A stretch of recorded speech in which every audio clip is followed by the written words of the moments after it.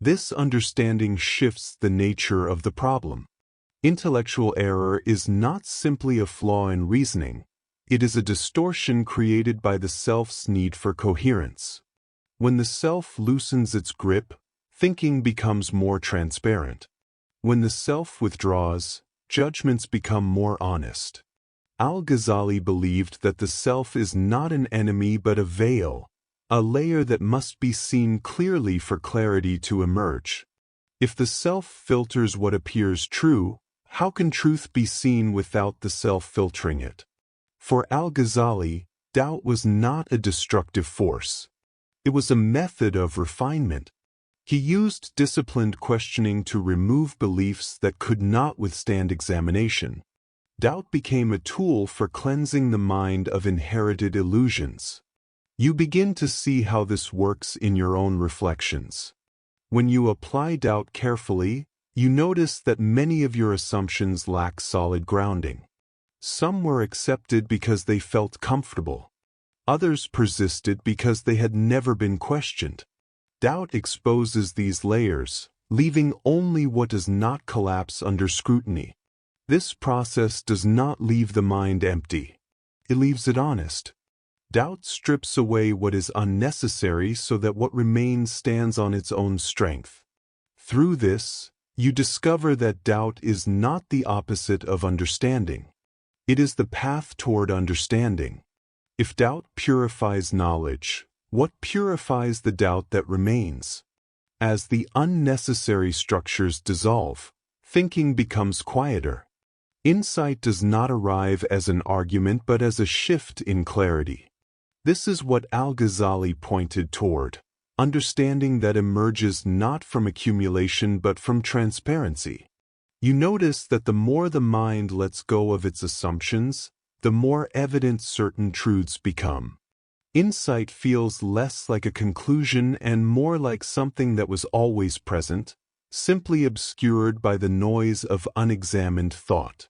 In this quietness, understanding becomes natural rather than forced. Insight rises when the mind stops insisting on its own authority. Eventually, the questioning settles. The mind recognizes its limits and ceases its demand for absolute certainty. Al Ghazali described this moment as a form of clarity that appears when the thinker stops trying to secure clarity through force. You notice that silence is not the absence of thought, but the absence of compulsion. There is no need to defend conclusions or reject uncertainty. Awareness remains present without searching for finality. In this stillness, truth does not belong to the mind. It reveals itself when the mind withdraws its insistence. What remains is not a conclusion but a state in which the searcher no longer clings to the role of seeking. The quiet mind does not capture truth. It allows truth to stand without interference. You begin with the assumption that your knowledge is stable. You trust that your conclusions rest on solid ground. Yet when you examine this confidence closely, you notice that it forms before you inspect the basis of your reasoning. Al Ghazali paid careful attention to this phenomenon. He observed that what feels like certainty often arises not from clarity but from habit, a momentum of thought that continues simply because it has continued before. You are invited to consider whether what you call knowing is simply the mind repeating itself with authority. If every insight depends on the mind's own structure, how can insight ever escape that structure? Al Ghazali lived in an environment saturated with intellectual activity.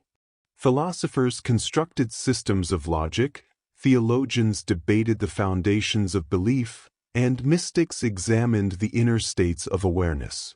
Baghdad brought these currents together in constant discussion. Amid this intellectual richness, Al Ghazali noticed a subtle problem. The abundance of ideas did not eliminate inner confusion. Arguments refined themselves, yet the individual thinker still faced the uncertainty of their own mind.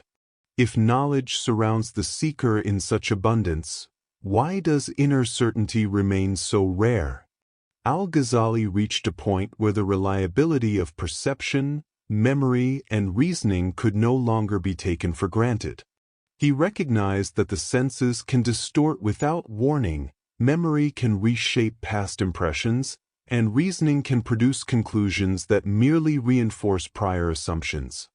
As you reflect on this, you notice how familiar this instability is in your own experience. You realize that what you call confusion may be the mind finally acknowledging its limitations rather than losing its order. When each faculty of knowing reveals its fragility, the question shifts. If these tools are unstable, what remains as the ground of certainty? Reflection begins when you observe thought rather than merge with it. You listen to the movements of your reasoning without immediately accepting their authority. You notice how conclusions form before you consciously decide to believe them. Al Ghazali valued this capacity deeply. He saw reflection as the moment when awareness steps slightly outside its automatic patterns. With that shift, thought becomes something observable rather than something that defines you.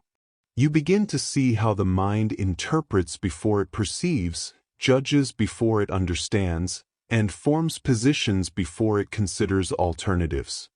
This distance reveals that many of your certainties were never examined. They were simply accepted because they arrived with a feeling of familiarity.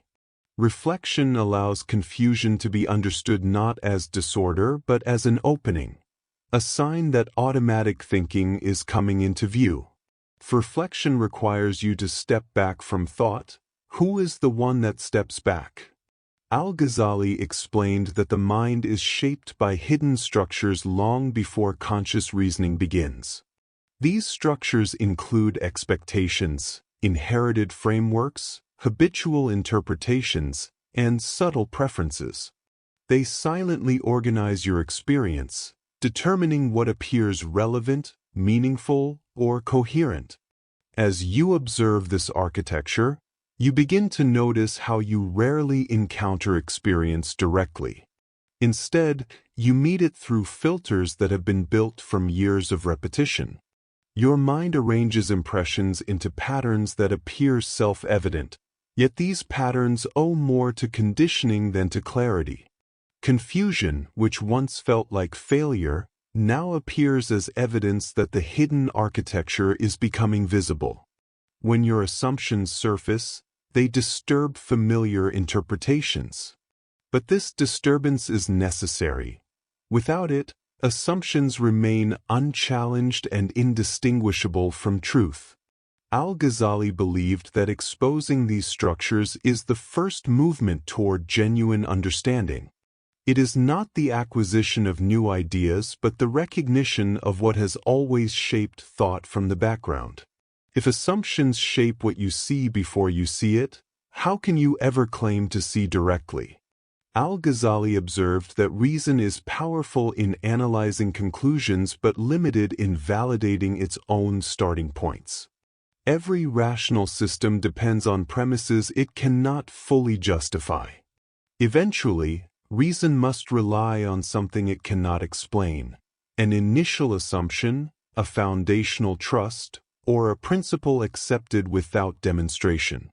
You notice this same limitation in your own thinking. Logical chains feel solid until you question the origin of the first link. Once you ask why you trust the premises behind your conclusions, the certainty begins to soften. This softening is not a collapse. It is a clarification. Reason remains valuable, but only within the boundary of what it can assess. It can refine thought, but it cannot create a ground that stands beyond doubt. Recognizing this boundary frees you from expecting reason to anchor certainty. Instead, reason becomes a tool used with awareness of both its strengths and its limits. If reason cannot validate the ground it requires, where does validation arise? Al Ghazali recognized that the most subtle distortion in knowledge comes from the self. Before reason begins, the self has already formed preferences, attachments, and conclusions it wishes to preserve. These desires influence what the mind considers logical and what it chooses to reject. As you observe this, you notice how often you defend familiar beliefs because they maintain a sense of stability. You realize that your mind shapes arguments not only to understand but also to protect identity. Confusion arises when truth presses against these shapes, revealing their fragility.